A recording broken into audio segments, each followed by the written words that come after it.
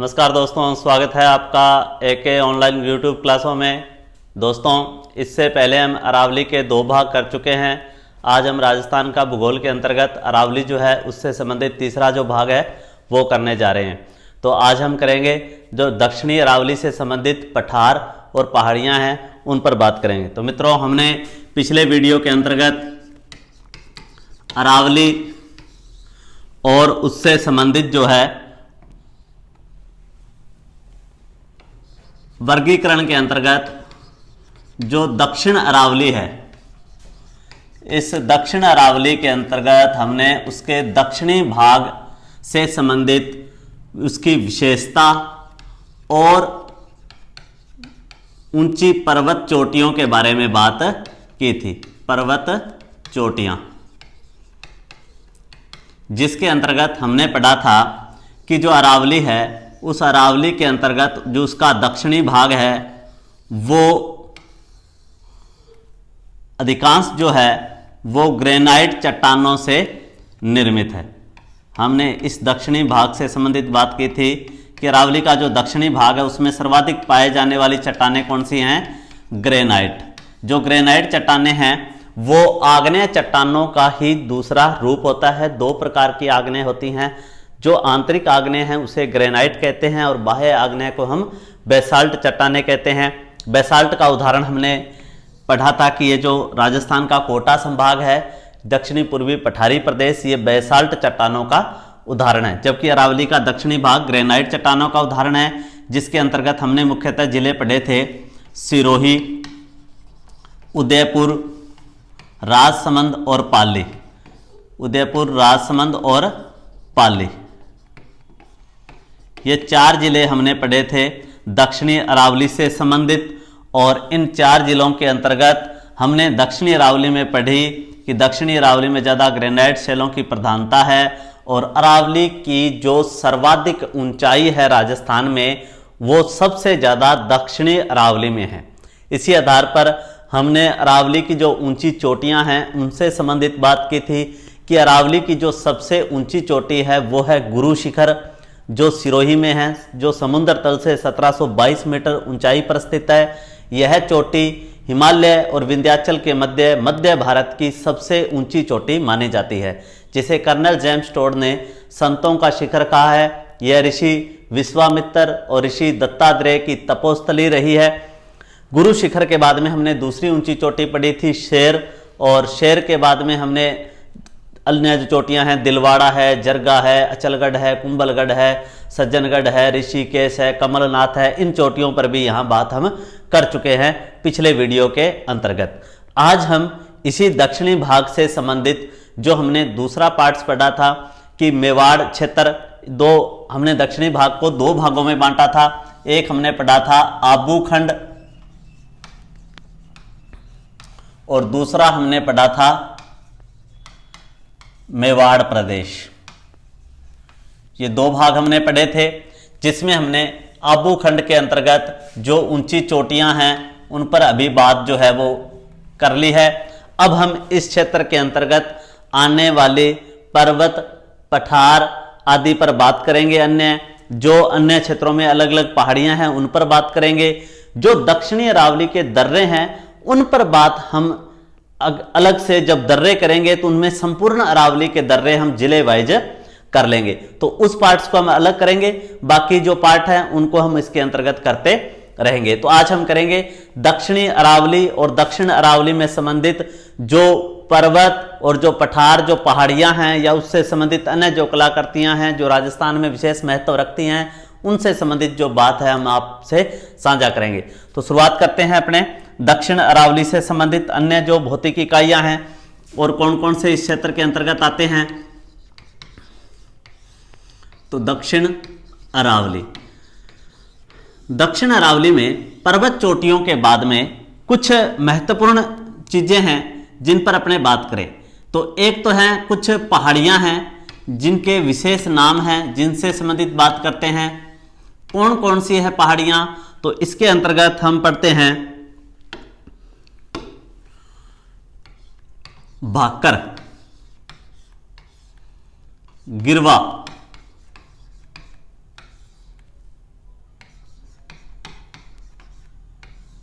मगरा, और इसके अलावा कालिंजरा की पहाड़ियां मुख्य रूप से,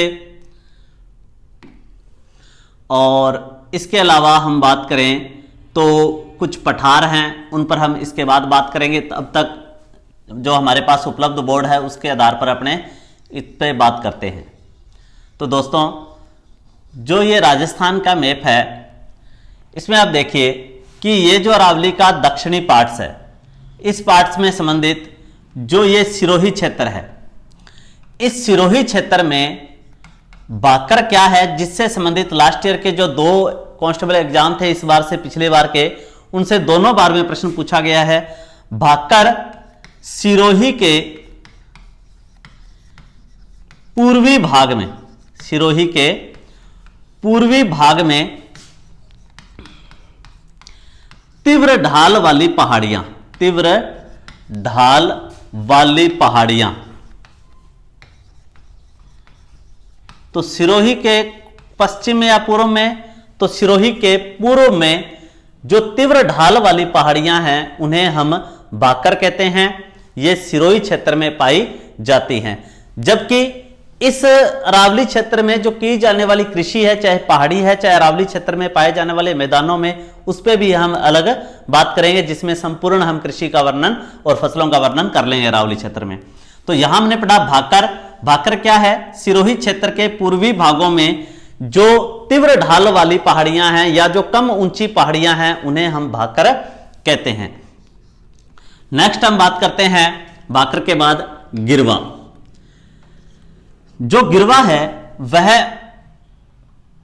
उदयपुर जो शहर है इसके चारों ओर पाए जाने वाली जो मालाकार पहाड़ियां हैं, जिन्होंने मान लीजिए ये उदयपुर शहर है, जिन पहाड़ियों से घिरा हुआ है उन पहाड़ियों को कहते हैं गिरवा। महाराणा उदय सिंह ने 1559 ईस्वी में उदयपुर की जो स्थापना है वो गिरवा पहाड़ियों के मध्य में की थी। तो गिरवा क्या है? तो उदयपुर शहर के चारों ओर, उदयपुर शहर के चारों ओर हम कह लें मालाकार, हम कह लें इसे तस्त्री नुमा,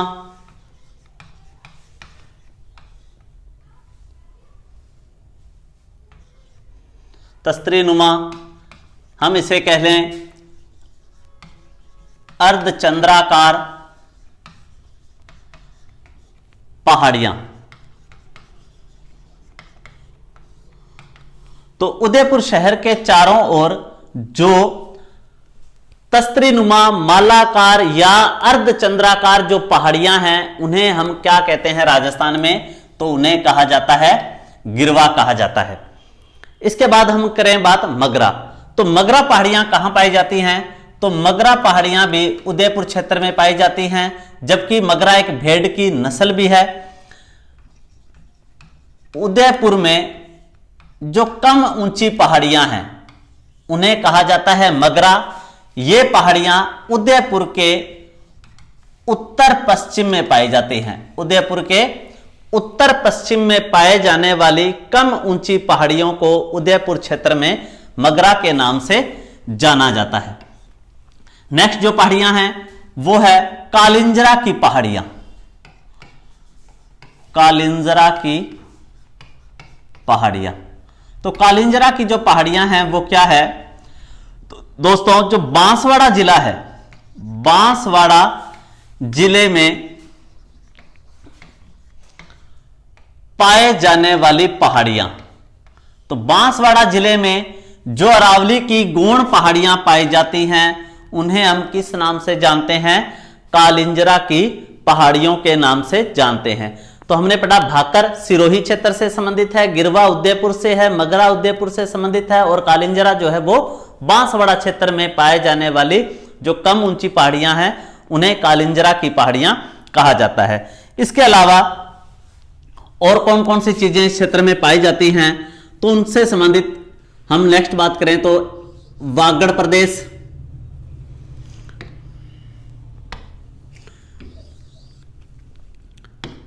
वागड़ प्रदेश,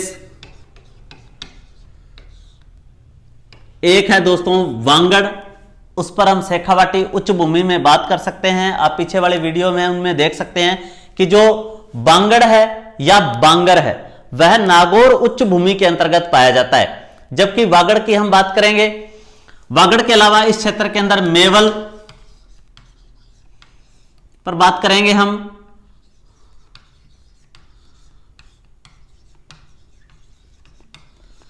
छप्पन मैदान या छप्पनिया मैदान पर बात करेंगे हम इस क्षेत्र के अंतर्गत। अब बात करते हैं वागड़ क्या है। तो दक्षिणी अरावली के अंतर्गत जो अरावली की गौण पहाड़ियां डूंगरपुर बांसवाड़ा में पाई जाती हैं, तो डूंगरपुर और बांसवाड़ा का जो दक्षिणी भाग है, जो दक्षिणी भाग है और गुजरात के साथ लगता हुआ जो क्षेत्र है, इस क्षेत्र को राजस्थान में कहते हैं वागड़ प्रदेश। तो वागड़ प्रदेश में जो शामिल जिले हैं वो कौन से हैं? तो वागड़ प्रदेश में हमारे जो शामिल जिले हैं वो है डूंगरपुर और बांसवाड़ा। डूंगरपुर और बांसवाड़ा। डूंगरपुर और बांसवाड़ा का जो क्षेत्र गुजरात के समीपवर्ती है उसे राजस्थान में वागड़ प्रदेश कहा जाता है। यह जो क्षेत्र है वो भक्ति काल में भक्ति के लिए चर्चित था। महान जो संत हैं उत्तर और दक्षिण भारत के, जिन्होंने उत्तर दक्षिण भारत में भक्ति परंपरा का प्रचार किया, उनके रहने का निवास स्थान या उनका एक प्रकार से ठिकाना था। ये जो वागड़ प्रदेश है डूंगरपुर बांसवाड़ा की गुजरात का जो समीपवर्ती क्षेत्र है, इस भाग को यानी हम कह सकते हैं डूंगरपुर बांसवाड़ा का दक्षिणी भाग, इसे राजस्थान में वागड़ प्रदेश के नाम से जाना जाता है। जो यहाँ के प्रसिद्ध व्यक्ति हुए हैं उनसे संबंधित उनको यहाँ की उपमा दी गई, जैसे वागड़ का गांधी। तो यहां वागड़ के गांधी जो है यहां चर्चित व्यक्ति हुए हैं भोगीलाल पांड्या, तो उन्हें कहा जाता है वागड़ का गांधी। तो उनका संबंध कहां से है? डूंगरपुर बांसवाड़ा से। वागड़ की मीरा आपने सुना होगा, यानी मीरा की तरह भक्ति करने वाली वागड़ में संत कौन थी? गवरी बाई। गवरी बाई, तो इन्हें वागड़ की मीरा कहा जाता है। तो वागड़ क्षेत्र कौन सा है? तो डूंगरपुर बांसवाड़ा का दक्षिणी। इसी के पास जो क्षेत्र है दोस्तों, एक क्षेत्र चर्चित है गलियाकोट, जिससे संबंधित जो प्रश्न है वो पूछा भी जाता है। गलियाकोट, गलियाकोट दोस्तों माही नदी के किनारे है और यह डूंगरपुर जिले में है। गलियाकोट माही नदी के किनारे है और ये डूंगरपुर जिले में है। क्या इसकी खास बात है? तो इसकी खास बात पर अगर हम बात करें तो गलियाकोट राजस्थान में एक तो जो दाऊदी बोहरा संप्रदाय है, दाऊदी बोहरा संप्रदाय, इस दाऊदी बोहरा संप्रदाय जो मुस्लिम संप्रदाय है, इसकी प्रधान पीठ कौन सी है?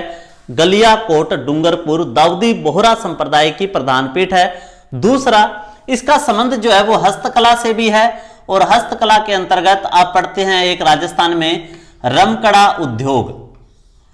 तो जो रमकड़ा उद्योग है या जो रमकड़ा हस्तकला है वो क्या है?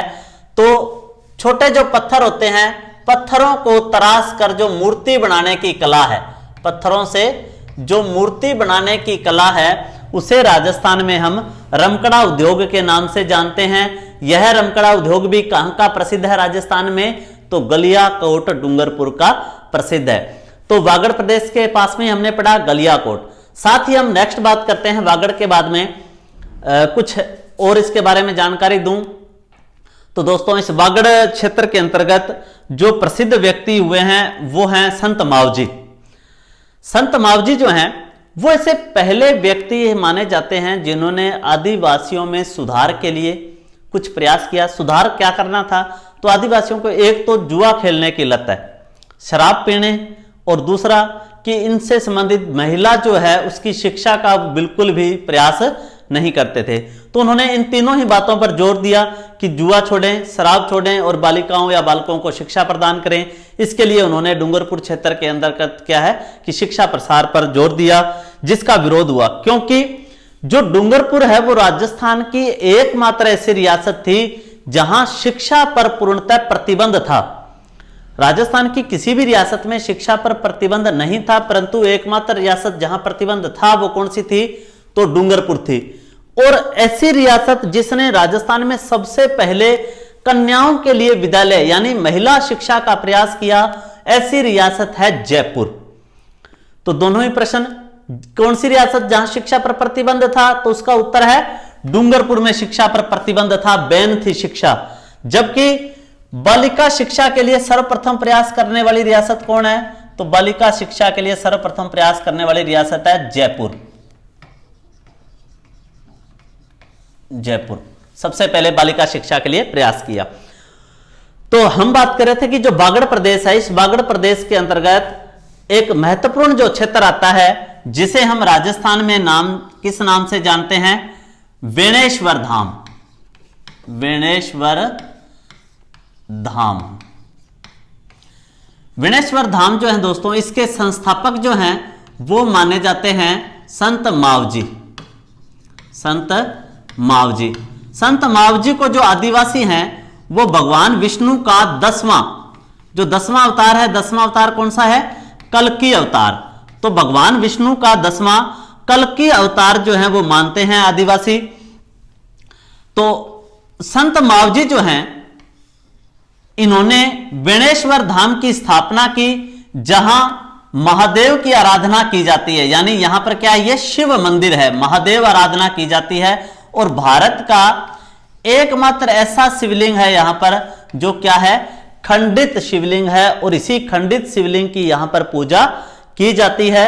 यहां पर सेवक जाति का व्यक्ति जो होता है वो होता है पुजारी। सेवक जाति का व्यक्ति जो होता है पुजारी। और जो संत मावजी की जो शिक्षाएं हैं उनका प्रचार करता है।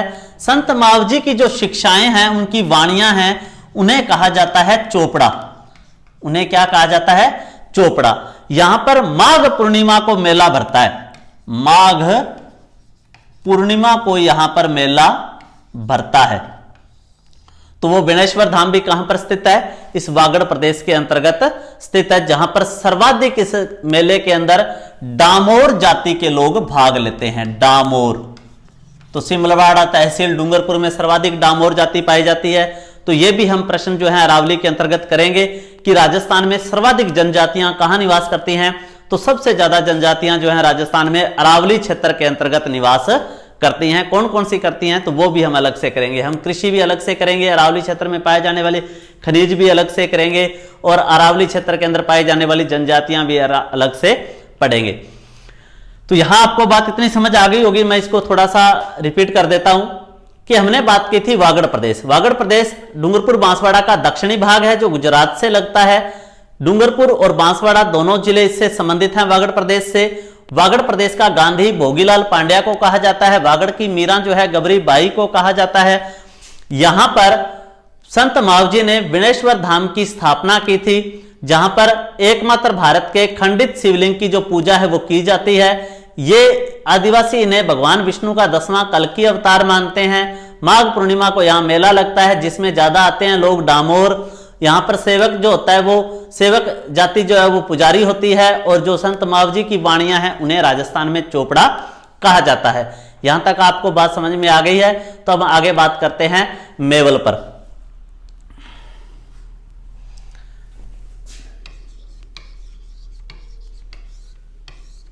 मेवल, अगर हम मेवल की बात करें दोस्तों, तो मेवल का संबंध भी डूंगरपुर और बांसवाड़ा से है, पर थोड़ा अंतर है इस बात में। क्या अंतर है तो वो आप देखिए। ये अरावली है। हमने अभी पढ़ा कि जो डूंगरपुर बांसवाड़ा का जो क्षेत्र है जो इस तरह गुजरात से लगता है, इसको हमने नाम दिया वागड़ प्रदेश। जबकि इस तरह ये यहां डूंगरपुर है और ये इस तरह यहां पर बांसवाड़ा है। डूंगरपुर और बांसवाड़ा का जो सीमा है, डूंगरपुर बांसवाड़ा की जो सीमा है, उस सीमा से संबंधित ये जो क्षेत्र है, जो हम कहें कि डूंगरपुर बांसवाड़ा का मध्यवर्ती क्षेत्र है, मध्यवर्ती कह लें या डूंगरपुर बांसवाड़ा का हम कह लें सीमावर्ती। जो क्षेत्र है जहां से माही नदी जो है बहती है, माही नदी, माही नदी जो है राजस्थान में वो इस तरह से बहती है कि महू के पास मेहन जो झील है वहां से निकलती है, राजस्थान में खांदू गांव बांसवाड़ा में प्रवेश करती है, उसके बाद प्रतापगढ़ बांसवाड़ा की सीमा और उसके बाद में डूंगरपुर और बांसवाड़ा की सीमा से बहती हुई गुजरात चली जाती है। तो हम उस पर से संबंधित प्रश्न पढ़ते हैं कि कर्क रेखा को 2 बार काटती है, उल्टे यू का आकार बनाती है, आदिवासियों की, कांठल की, बागड़ की, गंगा वगैरह है। तो वो हम आगे नदियों पे बात करेंगे। यहां पर इतनी बात समझो कि जो माही नदी का क्षेत्र है, माही नदी यहां पर बांसवाड़ा क्षेत्र के अंदर 100 बड़े जो द्वीप हैं वो बनाती है, लगभग 100 के करीब जो हैं छोटे बड़े द्वीप जो हैं उनका निर्माण करती है। इसीलिए राजस्थान में बांसवाड़ा को द्वीपों का शहर या 100 द्वीपों का शहर भी कहते हैं। इस क्षेत्र, ये जो डूंगरपुर और बांसवाड़ा का ये जो सीमावर्ती क्षेत्र है जहां माही नदी जो है अलग अलग द्वीपों का निर्माण करती है, इस क्षेत्र को राजस्थान में कहा जाता है मेवल प्रदेश। राजस्थान में कहा जाता है मेवल प्रदेश। तो मेवल क्या है? डूंगरपुर बांसवाड़ा का आंतरिक भाग है जो सीमावर्ती है, जबकि वागड़ क्या है? डूंगरपुर बांसवाड़ा का दक्षिणी गुजरात के साथ सीमावर्ती क्षेत्र है। इतनी सी बात आपको यहां समझ आ गई होगी। इसके बाद हम बात करें तो नेक्स्ट हमने क्षेत्र पढ़ा था 56 का मैदान, 56 का मैदान। तो 56 के मैदान पर अगर हम बात करें तो 56 मैदान के लिए मैं इधर मैप बना देता हूं। 56 का जो मैदान है उससे संबंधित बहुत बार प्रश्न यह पूछा जाता है कि 56 के मैदान का संबंध जो है वो किससे है। तो हम इस पर बात करते हैं कि 56 मैदान का संबंध किससे है।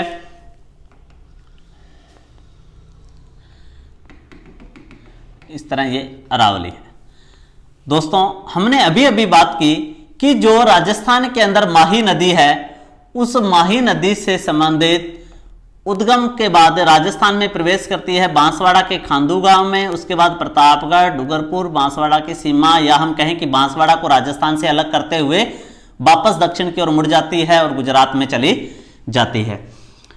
जो बांसवाड़ा और प्रतापगढ़ में जो माही नदी के किनारे का क्षेत्र है, जहां पर माही नदी अपने साथ बहाकर लाई गई मिट्टी को बिछाकर एक मैदान का निर्माण कर दिया है, जिसे कहते हैं कि 56 नालों का द्वीप या 56 जो है वो गांवों का,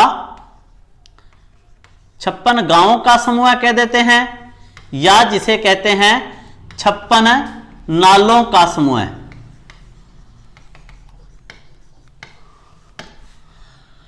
अब देखो, जब वर्षा अधिक वाला जो क्षेत्र हो वहां अधिक वर्षा होती है तो नदी उतने ही तेज प्रवाह के साथ बहती है। जब नदी तेज प्रवाह के साथ बहेगी तो वो अपने आसपास की जो भी मिट्टी है वो उसको तेज गति से बहाकर हुए लाएगी। अब देखो क्या है कि हमेशा नदी का जो प्रवाह है वो एक जैसा नहीं रहता। अधिक वर्षा वाले क्षेत्र से जहां से वो नदी चली है, जैसे जैसे आगे बढ़ेगी वर्षा का प्रवाह कम होगा, वैसे वैसे उसका बहाव धीमा होगा। जैसे बहाव धीमा होगा तो वह मिट्टी को आगे ले जाने में समर्थ नहीं होगी। जब मिट्टी को आगे ले जाने में समर्थ नहीं होगी तो वो एक ऐसा क्षेत्र आएगा जहां वह उस मिट्टी को बिछा देगी तो वहां एक नवीन जलोढ़ मृदा का मैदान निर्मित होता है, और नवीन जलोढ़ मृदा को हम कहते हैं खांदर। अर्थात कि जो अब हम जिस मैदान पर बात कर रहे हैं छपनिया मैदान, वह छपनिया मैदान कौन सी मृदा का भाग है? खांदर का। जबकि अगर पुरानी जलोढ़ मृदा हो तो पुरानी जलोढ़ मृदा का जो क्षेत्र है वो क्या कहलाता है? वो कहलाता है बांगर, जिसकी बात हमने नागौर उच्च भूमि आदि के अंतर्गत की थी। तो ये जो क्षेत्र है जिसके अंतर्गत 2 जिले शामिल हैं राजस्थान के, एक तो राजस्थान का जिला है प्रतापगढ़ और दूसरा जिला इसके साथ शामिल है बांसवाड़ा। तो प्रतापगढ़ और बांसवाड़ा में माही नदी के किनारे का जो क्षेत्र है जहां एक मैदान का निर्माण हो गया है, इस मैदान को कहते हैं राजस्थान में छपनिया का मैदान। छपनिया मैदान। इसी मैदान को किनारे पर होने के कारण कहा जाता है कांठल का मैदान। कांठल का मैदान। तो कांठल जो है उसका अभिप्राय भी क्या है, किनारे से है। तो छपनिया मैदान या कांठल का मैदान, क्यों, किसका कांठल, किसका किनारा, माही नदी के किनारे वाली भूमि है, इसीलिए इसे कांठल का मैदान भी कहा जाता है। यही नदी आगे जाकर डूंगरपुर बांसवाड़ा के दक्षिणी भाग में वागड़ के मैदान का निर्माण करती है, वागड़ के मैदान का निर्माण करती है। तो छपनिया मैदान, वागड़ का मैदान, इन सभी का निर्माण किसके द्वारा किया जाता है, तो माही नदी के द्वारा किया जाता है। तो यह भी हमने पढ़ा कि छपनिया मैदान का संबंध आपको ध्यान रखना है प्रतापगढ़ और किससे है, बांसवाड़ा जिले से है, जहां पर किस प्रकार की मिट्टी है, नवीन जलोढ़ है, यानी खांदर प्रकार की मिट्टी है। और इससे संबंधित क्यों कहते हैं, तो यहां 56 नदी नालों या 56 गांवों के समूह होने के कारण इसे छपनिया मैदान जो है वो कहा जाता है। इसके बाद हम पढ़ते हैं आगे, दक्षिणी अरावली में जो पाए जाने वाले पठार हैं उनसे संबंधित हम बात करते हैं।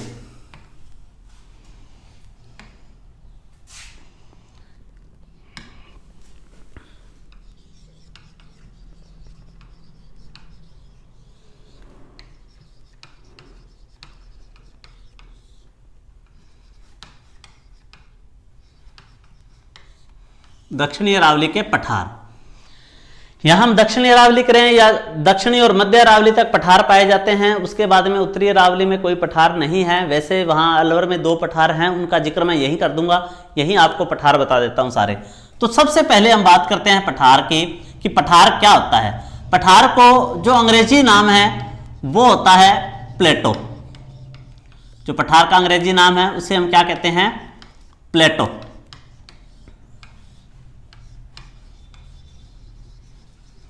प्लेटो, तो प्लेटो जो है पठार में और पहाड़ में, पहाड़ियों में, इनमें क्या अंतर है, ये आपको जो भौतिक प्रदेश से संबंधित फर्स्ट वीडियो है उसको आप देखेंगे तो आपको सब समझ में आ जाएगा कि पहाड़, पहाड़ी, पठार, मैदान, इन सब में क्या अंतर पाया जाता है, और साथ ही पर्वत में भी। तो यहां हम बात करते हैं पठार क्या होता है, तो उसको थोड़ा सा मैं डिफाइन कर देता हूं कि ऐसी उच्च भूमि क्षेत्र जो जिसकी औसत जो ऊंचाई है वो भूमि से औसत ऊंचाई हो 600 मीटर, भूमि से औसत ऊंचाई हो 600 मीटर, तथा जिसका ऊपरी जो तल हो वो मेज के समान सपाट हो। तल कैसा हो, ऊपरी भाग कैसा हो, सपाट हो, वो क्या कहलाता है, पठार कहलाता है, प्लेटो कहलाता है। तो राजस्थान में इस प्रकार के जो प्लेटो हैं वो पाए जाते हैं। इनका निर्माण कैसे होता है, तो अरावली के एंड में मैं आपको जो प्लेटों की गति है उससे संबंधित एक बात बता दूंगा। यहां सिर्फ एक इससे संबंधित बात यह बता सकता हूं कि अरावली की उत्पत्ति प्लेटों की किस गति से होती हुई है। तो जो अरावली है उस अरावली की उत्पत्ति जो है वो प्लेटों की अभिसारी गति से हुई है, प्लेटों की अभिसारी गति से हुई है। जबकि इंडियन ज्योग्राफी या वर्ल्ड ज्योग्राफी जब हम करेंगे तो वहां आपको इन चट्टानों के बारे में और जो ये अनेक प्रकार की गोंडवाना लैंड, आर्कियन क्रम की चट्टानें, प्री क्रेमियन युग की चट्टानें, है ना, धारवाड़ क्रम की चट्टानें, इनसे संबंधित जो संपूर्ण जानकारी आपको वहां दे दी जाएगी। तो अरावली में संबंधित आप यहां इतनी बात याद रखें कि अरावली की उत्पत्ति प्लेटों की अभिसारी गति से हुई है, प्लेटों में वलन पड़ने से इसकी उत्पत्ति हुई है। इसीलिए हम कहते हैं अरावली विश्व की सबसे प्राचीन जो है वो वलित पर्वतमाला है। तो प्लेटो क्या होता है, जिसका ऊपरी सिरा क्या हो, सपाट। अब यहां हम बात करते हैं कि राजस्थान जो है उसमें कौन कौन से प्लेटो हैं। तो हम सबसे पहले यहां बात करते हैं प्लेटो की कि कौन कौन से प्लेटो। तो उनमें सबसे पहले नाम आता है उड़िया का पठार, उड़िया का पठार। उड़िया का पठार जो है दोस्तों वह सिरोही जिले में है और जिसकी ऊंचाई है लगभग 1360 मीटर। सिरोही जिले में है जिसकी ऊंचाई है लगभग 1360 मीटर। उड़िया का पठार राजस्थान का सबसे ऊंचा पठार है, सबसे ऊंचा पठार है। राजस्थान का सबसे ऊंचा पठार कौन सा है, उड़िया का पठार है। यह सिरोही जिले में है, लगभग 1360 मीटर ऊंचा है और सर्वाधिक ऊंचाई होने के कारण इस उड़िया पठार को हम राजस्थान की छत भी कहते हैं, राजस्थान की छत। जैसे पामीर का पठार जो है दुनिया में उसे विश्व की छत कहा जाता है, उसी प्रकार राजस्थान का ऊंचा जो पठार है वो उड़िया का, इसीलिए हम इसे राजस्थान की छत भी कहते हैं। दूसरे पठार की बात करें इस क्षेत्र में, तो दूसरा जो पठार है वो है आबू का पठार, आबू का पठार। तो आबू के पठार की क्या विशेषता है, तो उससे संबंधित हम बात करें तो आबू का पठार जो है वो राजस्थान के सिरोही जिले में है, सिरोही जिले में है, जिसकी ऊंचाई लगभग जो है वो 1200 मीटर है। क्या विशेषता है आबू पठार की, तो पहली विशेषता है कि राजस्थान का दूसरा ऊंचा पठार है, दूसरा ऊंचा पठार है, पहली बात तो ये। दूसरा कि इसे गुरु माथा भी कहा जाता है। अपने आबू का जो पठार है वो राजस्थान में सिरोही जिले में स्थित है, दूसरा ऊंचा पठार है राजस्थान का, और इसे गुरु माथा भी कहा जाता है।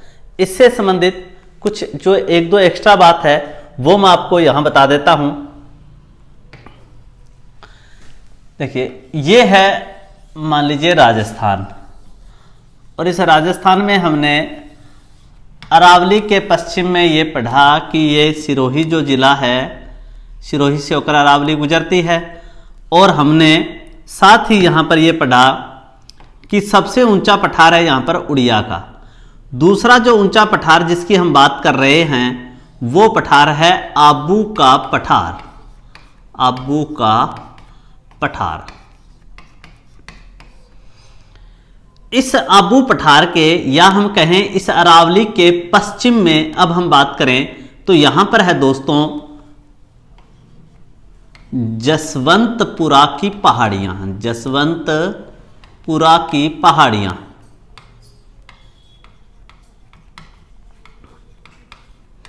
इन जसवंतपुरा की पहाड़ियों की जो सबसे ऊंची चोटी है वो है डोरा पर्वत, डोरा पर्वत। 869 मीटर, 869 मीटर। अब देखिए इस बात को समझिए कि आबू के पश्चिम में यानी अरावली के पश्चिम में जो पश्चिमी राजस्थान है, इस पश्चिमी राजस्थान की सबसे ऊंची चोटी है डोरा पर्वत। यह डोरा पर्वत किन पहाड़ियों में स्थित है? जसवंतपुरा की पहाड़ियों में स्थित पश्चिमी राजस्थान की सबसे ऊंची चोटी है। लगभग जो ऊंचाई है वो कितनी है? लगभग 869 मीटर ऊंची है। इस जसवंतपुरा की पहाड़ियों के पास में अगर हम देखें तो यहां पर स्थित है जालोर पर्वत, जालोर पर्वत। अर्थात आबू या अरावली के पश्चिम में सबसे पहले आती हैं जसवंतपुरा की पहाड़ियां। जसवंतपुरा की पहाड़ियों के बाद आता है पश्चिम में जालोर पर्वत। इस जालोर पर्वत से संबंधित कुछ चोटियां हैं जिनके मैं आपको यहां नाम बता देता हूं। कौन कौन सी चोटियां हैं? तो चोटियां हैं, एक तो है